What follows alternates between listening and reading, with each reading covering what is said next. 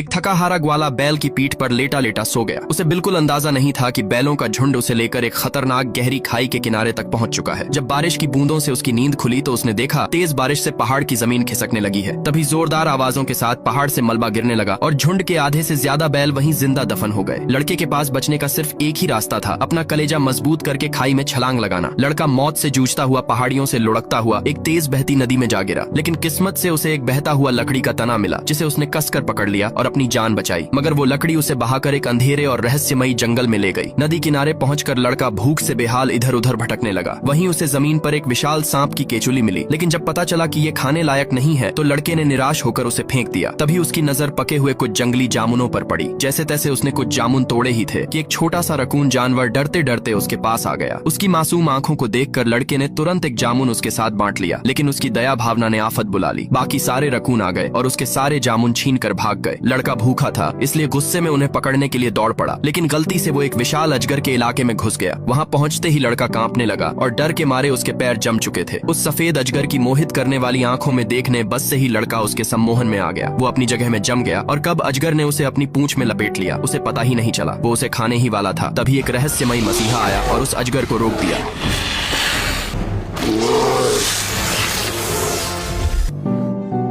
जब लड़के की आंख खुली तब उसे पता चला कि उसे बचाने वाला कोई और नहीं बल्कि एक बड़ा सा भालू था। वो भालू लड़के को खींचकर अपनी गुफा के बाहर ले गया और कहा, मैंने तुम्हें इसलिए बचाया है ताकि तुम अपनी इंसानी अक्ल से शहद चुराने में मेरी मदद कर सको। भालू की ये मांग सुनकर लड़का डर गया और कहा, मुझे मधुमक्खियां काटेंगी। पर भालू ने तुरंत नाटक करना शुरू कर दिया। भालू को गिड़गिड़ाता देखकर लड़के को दया आ गई। उसने भालू का एहसान चुकाने के लिए मदद करने का फैसला कर लिया। जल्द ही लड़के ने एक लंबी बेल काट कर उसे पहाड़ी के ऊपरी पेड़ से बांधा और अपने पीछे एक लकड़ी बांध ली और पहाड़ से नीचे आने लगा। इंसानी लड़के की चालाकी को देखकर जंगल के छोटे छोटे जानवर भी वहां इकट्ठा होने लगे। फिर लड़के ने मधुमक्खियों के छत्ते पर लकड़ी मारना शुरू कर दिया, लेकिन छत्ता बहुत मजबूत था और तभी मधुमक्खियों ने लड़के पर हमला कर दिया, जिससे लकड़ी हाथ से नीचे गिर गई। ये देखकर भालू ने थोड़ी हमदर्दी जरूर दिखाई, लेकिन लड़का हार मानने वालों में से नहीं था। उसने अपने पैरों से लात मारकर किसी भी तरह छत्ता गिराने की कोशिश की और आखिरकार एक जोरदार हमले से छत्ता टूट गया और सीधे एक छोटे जंगली सुअर के सिर पर जा गिरा। तभी भालू खुशी से उछल पड़ा और तुरंत शहद के मजे लेने लगा। फिर लड़का जैसे तैसे नीचे आया, मगर उसका शरीर मधुमक्खियों के डंक से पूरा सूज चुका था।